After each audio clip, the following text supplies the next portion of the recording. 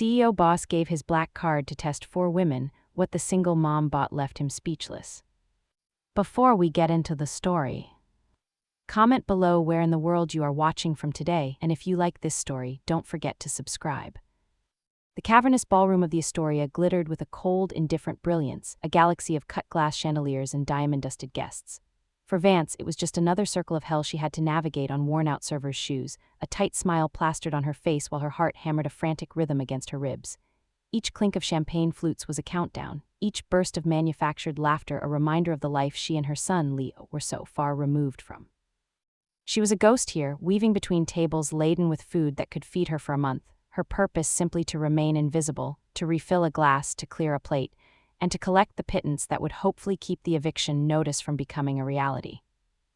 The desperation was a physical thing, a clawing beast in her gut that had grown more ravenous with each passing day since Mark, her ex-husband, had cleaned out their savings and vanished, leaving behind nothing but debt and the lingering phantom of his temper. Tonight the beast was starving. The rent was 3 weeks late, Leo's specialist medication was running low, and the school had sent a final notice about his overdue fees. Her focus splintered when a familiar, dreaded voice sliced through the drone of the party. Well, look what we have here. Playing Cinderella with the big shots, Mark stood there, reeking of cheap whiskey and desperation, his suit rumpled and his eyes holding the wild, unpredictable gleam she knew so well. He had cornered her near a service corridor, his body blocking her only escape route. Panic, cold and sharp, pierced through her practiced composure. "Mark, you can't be here," she hissed, her tray of empty glasses trembling in her hands. "You need to leave now," he sneered, a cruel twist of his lips that she had once mistaken for a smile. "Not without what you owe me. I hear the tips are good at a place like this, or maybe one of these rich old geezers has taken a liking to you. You were always good at that." He reached for her arm, his grip hard and bruising, the same way it had always been. "You're going to come outside with me and we're going to have a little chat about my finances." The old fear, the one she thought she had finally locked away, surged back, suffocating and absolute. Her world narrowed to his hateful face, the suffocating scent of his cologne, the tightening pressure on her wrist. It was in that moment of pure, undiluted terror that a different presence made itself known. A shadow detached itself from the alcove nearby, a figure of such stillness and authority that the entire corridor seemed to fall silent. "Is there a problem here?" The voice was low, a velvet-wrapped steel cable that vibrated with absolute command. It wasn't loud, but it cut through Mark's drunken bluster like a razor. Looked up and into the eyes of, she knew who he was, of course. Everyone knew. His face was on the cover of financial magazines, his company's logo emblazoned on the very building they stood in. He was a titan, a predator in a bespoke suit, and his gaze was like a physical weight, pinning both her and Mark in place. His eyes, the color of a stormy sea, assessed the situation with unnerving speed. Mark's aggressive posture, her white-knuckled grip on the tray, the fear blooming on her face. Mark, emboldened by alcohol and stupidity, scoffed. "This is a private conversation." But Out didn't even flinch. He took one measured step forward, and the temperature in the corridor seemed to drop 10 degrees. "I don't believe I was addressing you," he said, his voice still impossibly calm, yet laced with a menace that made the hairs on his arms stand on end. "I was speaking to the lady. She seems to be under the impression that she doesn't want you touching her." Mark's grip faltered for a second, but his pride wouldn't let him back down. "She's my wife," he spat, a lie that tasted like acid in his mouth. "It's a domestic dispute, nothing for you to worry your pretty head about." Before could even process the words to refute the lie, to scream that this man was the ghost of a nightmare she had barely escaped, a desperate, insane impulse took hold of her. She looked from Mark's sneering face to his impassive one, a canvas of cold power, and the lie tumbled from her lips before she could stop it, a wild, desperate gambit to save herself. "He's mistaken," she said, her voice shaking but clear. "Mark is my ex, and he knows he's not supposed to be anywhere near me." She then turned her gaze fully on, a plea and a fabrication all in one. "I'm sorry, darling, I didn't think he'd follow me here." The word darling hung in the air between them, an absurdity of catastrophic proportions. For a split second, she saw something flicker in his granite expression, surprise perhaps, or even amusement.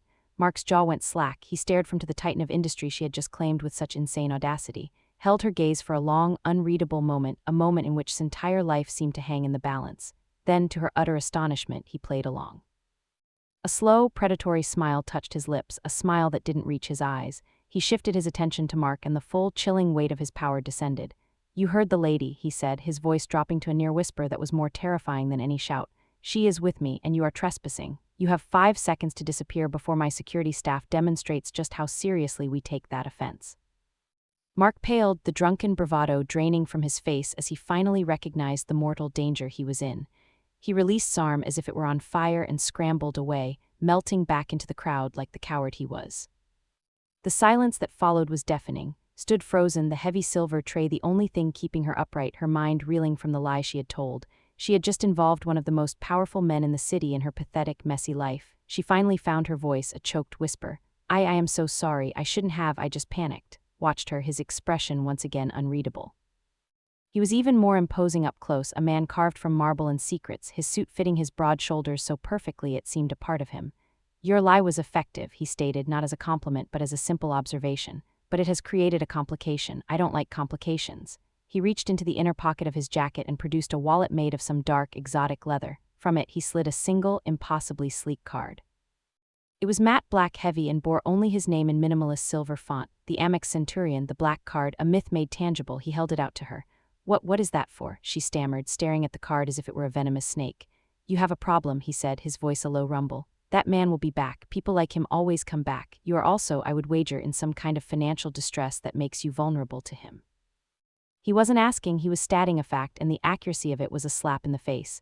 This card is a tool. I am currently vetting potential partners, 4 of them to be precise. You will be the 4th. Consider it an audition. Use it. Solve your problems. I will be in touch. He pressed the card into her trembling hand, his fingers briefly brushing against hers. The contact was like an electric shock, a jolt of warmth against her cold skin. Don't lose it, he added, a final chilling note of command in his voice.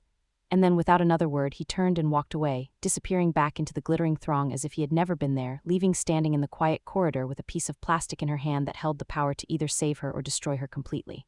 The lie had tied them together, a fragile, terrifying thread, and she had a sinking feeling that was not a man who ever let go of what was his. For 3 days the black card sat on small kitchen table, a dark accusation in the center of her crumbling world. It felt heavier than it should, imbued with the weight of its owner's immense power and the unspoken implications of his audition. She looked at it and saw a devil's bargain, a gilded cage she was being invited to enter. She was one of 4 women, a lab rat in a rich man's cynical experiment to find someone who wasn't a gold digger. The thought was humiliating, a bitter pill to swallow, but then she would look at Leo, his small face pale as he struggled to catch his breath after a minor asthma flare-up, and the humiliation would curdle into a desperate, pragmatic resolve. Pride was a luxury she couldn't afford. Independence was a concept that had been steadily eroded by medical bills, rent demands, and the constant, grinding fear of failing her son. Had offered her a tool, and a part of her, the part that was a mother first and a woman second, screamed at her to use it. She resisted, clinging to the last vestiges of her self-respect, eating rice and beans and promising the landlord that the money was coming, all while the black card watched her with its silent name. The temptation was a constant, low-grade fever, a whisper in the back of her mind that promised an end to the sleepless nights and the gnawing anxiety. The breaking point came on the 4th day. A call from Leo's school, a prim, judgmental voice on the other end informing her that if his outstanding fees weren't paid in full by the end of the week, he would be unenrolled. That same evening, Leo suffered a severe attack, his small body racked with wheezing coughs that tore at her heart. The new advanced nebulizer the specialist recommended was a staggering $800 she simply didn't have. As she held him, murmuring soothing words while his breath rattled in his chest, something inside her finally shattered. Her pride, her fear of, her reservations about his cruel game, it all dissolved in the face of her son's suffering. The next morning, with grim determination, she took the card. Her first stop was not a designer boutique or a luxury spa. It was the sterile, impersonal billing office of the pediatric pulmonary clinic. With a trembling hand, she slid the card across the counter. The clerk's eyes widened almost comically as she processed the payment, clearing not just the bill for the nebulizer but the entire outstanding balance that had been accumulating for months. The relief that washed over was so profound it almost brought her to her knees. Next, she went to Leo's school and paid the tuition for the rest of the year, the receptionist's previously pinched face softening into a beatific smile. Finally, she went to the grocery store, not the discount chain where she normally bought dented cans and near-expired bread, but a proper supermarket. She filled the cart with fresh fruit, vegetables, lean chicken, and Leo's favorite yogurt, her hands shaking as she realized she wasn't mentally calculating the cost of every single item. When she returned to her tiny, damp apartment, she didn't feel the thrill of a shopping spree. She felt a deep, soul-aching sense of peace. She had bought security, she had bought her son's health and education, she had bought a brief reprieve from the crushing weight of poverty. For herself, she bought nothing. Not a new pair of shoes to replace her worn ones, not a coat for the coming winter, not even a coffee. Every cent was for Leo, a firewall against the world that had tried so hard to break them. She expected a call, a summons, some form of communication from the man whose wealth she had just tapped. But the silence stretched on, thick with unspoken judgment. Meanwhile, sat in his penthouse office, a glass of 30-year-old scotch in his hand, staring at the skyline he owned. The reports from his security and financial teams lay open on his mahogany desk. The first 3 women had performed exactly as he'd expected, with a kind of depressing predictability. Tiffany had maxed out a line of credit at a Fifth Avenue department store, had booked a first-class, all-inclusive trip to a private island in the Maldives. Isabel had purchased a diamond tennis bracelet that cost more than most people's cars. It was all so boring, so transparent. It only served to reinforce the thick wall of cynicism he had built around himself years ago. Then he opened the 4th file, the one belonging to Vance. He had been intrigued by her that night at the gala, by the fire in her eyes and the desperate courage of her lie. He expected, well, he wasn't sure what he expected. Perhaps a more modest but still selfish spending spree. Rent, a new car, something to ease her life. He scanned the itemized list and the world seemed to tilt on its axis. Pediatric Associates Billing Department, $4,350.78. Preparatory School Tuition Office, $6,500. Fresh Fields Market, $312.45. He read the list again and then a third time, his mind struggling to process the information. There was nothing else. No clothes, no jewelry, no trips, no electronics. Just medical bills, school fees, and groceries. He leaned back in his chair, the scotch forgotten, a strange, unfamiliar sensation tightening in his chest. In his world, people were commodities, transactions, assets, or liabilities. Love was a currency used to acquire power or wealth. Selflessness was a myth, a fairy tale for the naive. Yet here was the proof, a simple list of transactions that spoke of a love so fierce and absolute it eclipsed all personal desire. She had been given unlimited power and she had used it not to enrich herself but to protect her child. For the first time in over a decade since the death of his brother had coated his heart in ice, felt a crack in his armor. This wasn't a game anymore. This was something else entirely. He picked up his phone, his thumb hovering over his head of security's number. The impulse was immediate, instinctual: protect. He had given her a tool to solve her problems, but he now realized her problems ran deeper than money. The man from the gala, the ex-husband, was a loose end, a threat, and did not tolerate threats to his interests. He made the call. Find out everything there is to know about a man named Mark, the ex-husband of Vance, and then move them, both of them, the penthouse apartment in the West Tower. It's secure. Tell her it's a condition of the arrangement. She is not to refuse. He hung up before the man could reply. He was asserting his dominance, yes, but it was more than that. He was building a fortress not just for her but for the fragile, foreign feeling she had ignited within him. He found himself drawn into her world, a world of sacrifice and quiet strength that stood in stark contrast to his own empire of danger and temptation. The test was over, and Vance had not just passed, she had rewritten the rules entirely. The move was a whirlwind of efficiency and intimidation. 2 broad-shouldered men in dark suits arrived at its door, their expressions polite but unyielding. They didn't ask, they informed. Mr. required her and her son to relocate for their own safety. A new apartment, fully furnished, was waiting. Any resistance she tried to mount crumbled under their quiet, implacable insistence. It felt less like an invitation and more like a beautifully packaged abduction. The new apartment was breathtaking, a sprawling space on the 30th floor with floor-to-ceiling windows that offered a god's-eye view of the city. It was a world away from her cramped, water-stained walk-up, a palace of polished chrome, supple leather, and minimalist art. A bedroom was already prepared for Leo, filled with toys and books he could only have dreamed of. It was a gilded cage and knew it. She was a possession now, a curiosity that the billionaire CEO had decided to acquire. The wealth was intoxicating, a constant temptation to relax, to give in, to enjoy the safety and comfort she had so desperately craved. But every time she felt herself softening, a cold knot of fear would tighten in her stomach. This wasn't her life. She was living on borrowed time in a borrowed reality, and the price of it all was a piece of her independence she wasn't sure she could ever get back. Began to appear, his presence filling the vast apartment as easily as it filled a boardroom. He would arrive late in the evening after Leo was asleep, his suit still immaculate, his face a mask of controlled exhaustion. Their initial conversations were stilted, a careful dance of power and resistance. He would ask about her day, his questions precise and probing, and she would give clipped, evasive answers, refusing to show him the gratitude he surely expected. The apartment is adequate, she said one evening, gesturing vaguely at the opulent surroundings. He watched her from an armchair, a glass of whiskey swirling in his hand. Adequate, he repeated, a ghost of a smile playing on his lips. Most people would call it luxurious. Most people aren't being kept in it, she retorted, her chin held high. The smile vanished. You are not being kept, you are being protected. There's a fine line between the two, she shot back. The tension between them was a living thing, a palpable energy that crackled in the space between them. She was drawn to him, to the raw power that radiated from him, to the surprising moments of quiet observation when he would watch her with an intensity that made her feel like she was the only person in the world. He was a puzzle she couldn't solve, a man who ran a global empire, and yet took the time to ensure Leo's favorite brand of apple juice was stocked in the refrigerator. She found herself watching him, studying the way he held his glass, the hard lines of his jaw when he was deep in thought, the rare moments his guard slipped and a flicker of something, loneliness, weariness crossed his face. The past, however, was not so easily left behind. Mark, fueled by a toxic cocktail of rage and financial ruin, had not been deterred.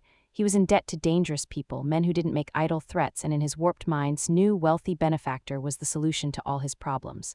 One afternoon, while was taking Leo to the private park attached to the building, he appeared. It was a well-planned ambush. He must have been watching them for days. He lunged out from behind a manicured hedge, his face twisted in a desperate snarl. "You think you can just hide from me?" he hissed, grabbing Leo's arm. Leo cried out, a sound of pure terror that shattered the afternoon peace. Reacted on pure instinct, a mother bear defending her cub. She threw herself at Mark, scratching and kicking, trying to put her body between him and her son. But he was stronger, shoving her to the ground with a brutal ease.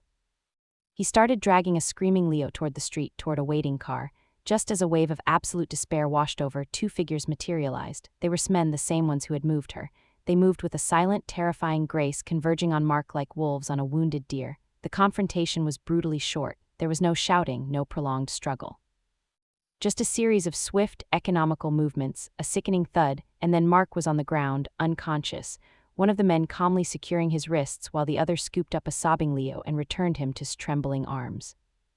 When arrived, he found her huddled on the sofa, clutching Leo tightly, both of them wrapped in a blanket.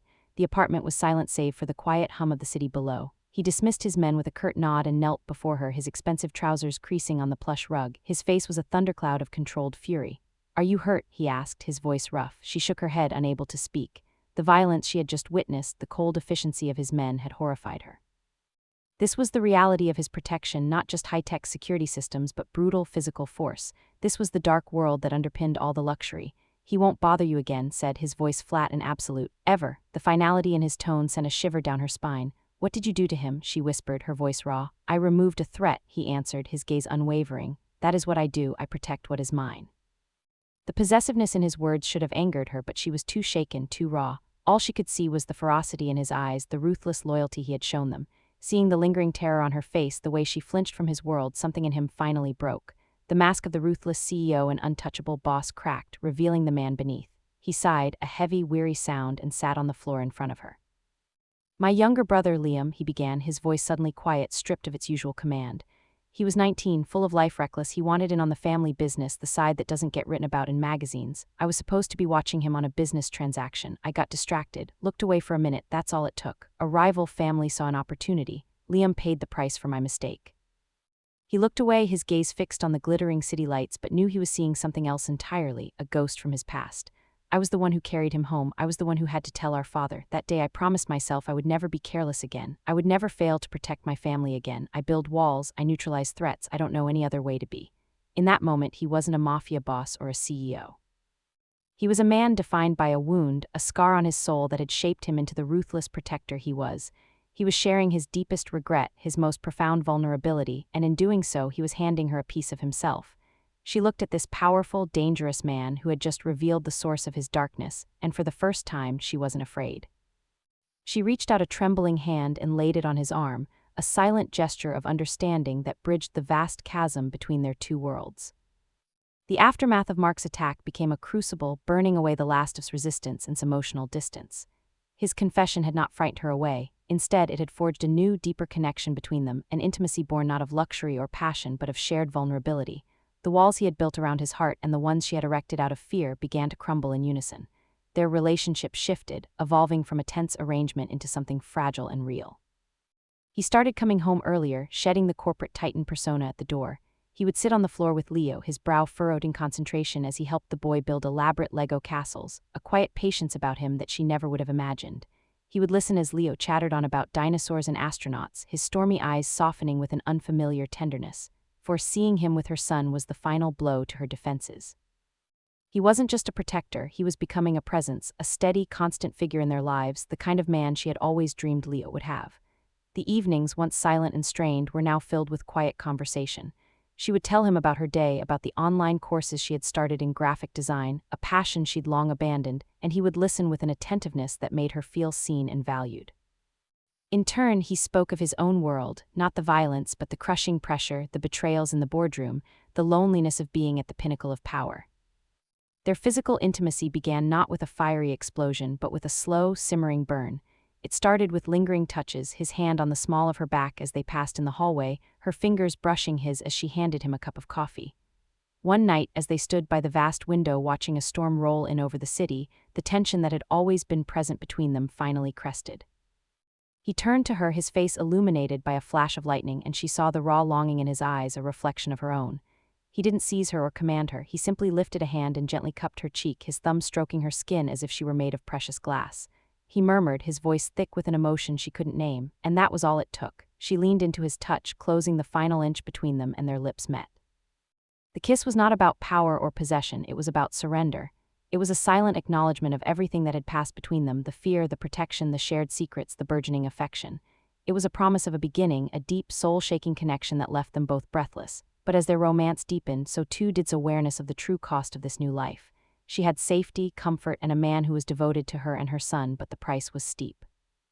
She was isolated from her old life, her few friends unable to understand or access her new reality. Every time they left the apartment, they were flanked by ever-present security detail, a constant reminder that the danger was real and persistent. She began to worry about Leo's future. Would he grow up in this gilded cage, a prince in a lonely tower, his only friends the children of equally powerful and likely dangerous associates? Could he ever have a normal life, a life where his biggest worry was a scraped knee and not a potential kidnapping? The cost was her freedom, her anonymity, and potentially her son's chance at a normal childhood. Was not blind to her internal struggle. He saw the flicker of anxiety in her eyes when the security team closed in around them, the wistful look on her face when she saw families playing freely in the public parks they could no longer visit. One evening he found her staring out the window, a deep sadness in her expression. He came up behind her, wrapping his arms around her waist and pulling her back against his chest. "Talk to me," he said softly, his chin resting on her head.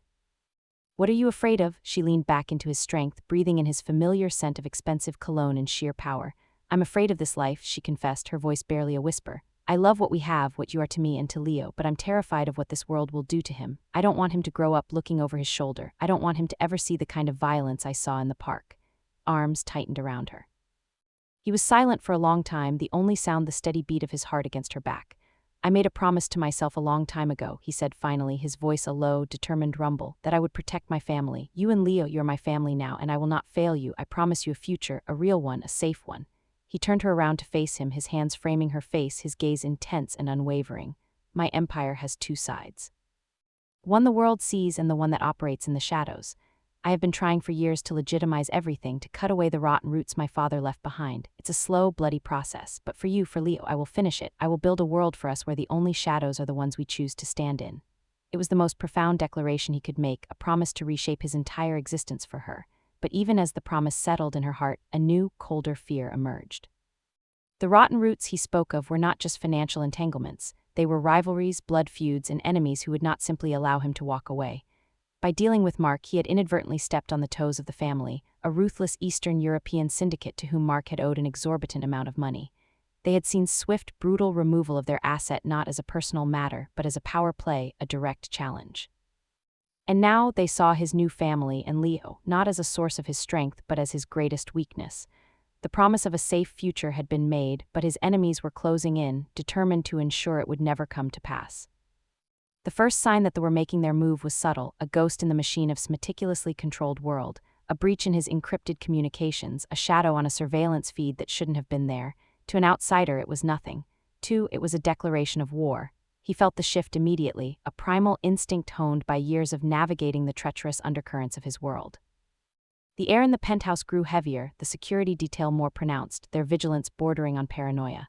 Became a phantom, spending long hours in his office, his voice a low, urgent murmur on secure phone lines as he moved his pieces across a chessboard couldn't see. The tenderness he had shown her was still there, but it was now overlaid with a grim, focused intensity that frightened her more than his anger ever could. He was preparing for a storm, and she and Leo were in the eye of it. The attack came not with a bang, but with a terrifying, calculated silence. It was a Tuesday afternoon. Was in the living room helping Leo with a puzzle, the security men stationed discreetly in the hallway and the lobby. The building was a fortress impenetrable, or so she thought. A sudden sharp hiss came from the air vents and a faint, sweet smell filled the room. His head swam, her thoughts turning to mud. Leo, closer to the floor, was the first to succumb, his small body slumping over the puzzle pieces. Panic flared in his chest, a desperate spark. She tried to scream, to reach for her son, but her limbs felt like lead. The last thing she saw before darkness claimed her were two figures in black tactical gear dropping from the ceiling ventilation shaft, moving with a chilling, silent proficiency. When she woke, it was to the cold, damp air of a warehouse and the metallic tang of fear in her mouth. She was tied to a chair, Leo unconscious but breathing steadily on a cot nearby. A hulking man with dead eyes and a cruel smile watched them from the corner. This was it, the price for loving. The future he had promised had been stolen, replaced by this terrifying, brutal reality. She felt a surge of defiant rage. They could take her, they could threaten her, but she would not let them use her to break him. Back at the penthouse, chaos had erupted, had returned to find his security detail unconscious and in Leo gone. The fury that engulfed him was a cold, white-hot nova, a terrifyingly calm center in a hurricane of violence. This was not a business rivalry, this was a violation. They had entered his home. They had taken his family. He unleashed the full, terrifying force of his shadow empire. Every contact, every asset, every dark corner of the city was turned upside down. The hunt was relentless, methodical, and utterly without mercy. Within hours, he had a location. The syndicate's head had made a fatal mistake. He had underestimated the depths of his rage and the lengths he would go to. His plan was simple: use the woman and child as leverage to force to cede his most lucrative territories. He sent a message, a photo of a terrified with his demands. He expected to negotiate. He did not know the man he was dealing with. As men prepared to move their captives, the warehouse doors exploded inwards. His team moved in a wave of disciplined violence, a symphony of destruction, but was not with them. He had entered through a side door, a silent predator moving through the chaos. He found the room where and Leo were being held just as himself was putting a gun to his head. "You see," sneered, his face slick with sweat, "even you have a weakness. Now you will give me what I want, or she dies." Eyes locked wits across the room. In that moment she had a choice. She could be the victim, the pawn in their deadly game, or she could fight. She saw an opening, a split second where his attention was on. With a guttural scream, she drove her head backward, smashing it into his face. The blow was clumsy but effective. He staggered back, his nose erupting in blood, his grip loosening for just an instant. It was all the time needed. He moved faster than a man his size should be able to, crossing the room in 3 long strides. The gunshot that rang out was deafening in the enclosed space, but it was not from his gun. Stood over the fallen syndicate boss, his own weapon smoking, his expression a mask of cold, lethal finality. He didn't spare the man a second glance. His only focus was, he rushed to her side, cutting the ropes that bound her, his hands surprisingly gentle. "Are you all right? Did he hurt you?" he asked, his voice raw with emotion as he checked her for injuries. She threw her arms around him, burying her face in his chest, the adrenaline finally giving way to bone-deep relief. "I'm okay," she sobbed. "Leo." "He's safe," murmured, holding her tightly, his own body trembling with the aftershocks of his fear. "He's safe, I have you." In that moment, surrounded by the wreckage of his violent world, knew she had made her choice. She had seen the monster and the man, and she accepted both. She loved him, not in spite of the danger, but with a full understanding of it. This was their life, and she would not run from it.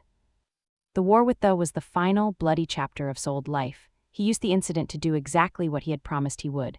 He dismantled his family's criminal enterprise with the same ruthless efficiency he had used to build it.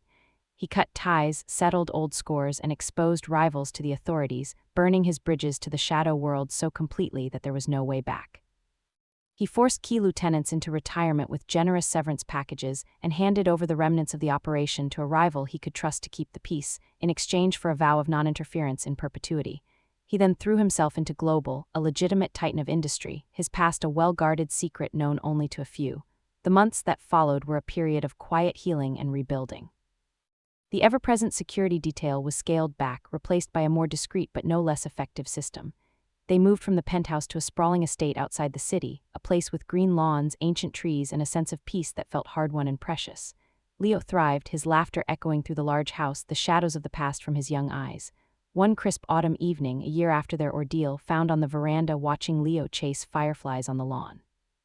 Came and stood beside her, slipping an arm around her waist. The silence between them was comfortable, filled with the unspoken language of a shared life. "Do you ever miss it?" she asked softly. "The power, the excitement." He followed her gaze to their son, a small, bright light dancing in the twilight. "The only power I need is right here," he said, his voice quiet but firm. He reached into his pocket and pulled out a small, velvet box. Inside was not a diamond ring, but a simple, elegant key. "This is the key to the front door," he said. "It's also the key to my company, my accounts, my entire life. It's all yours. It was always yours from the moment you chose to buy groceries and medicine instead of diamonds."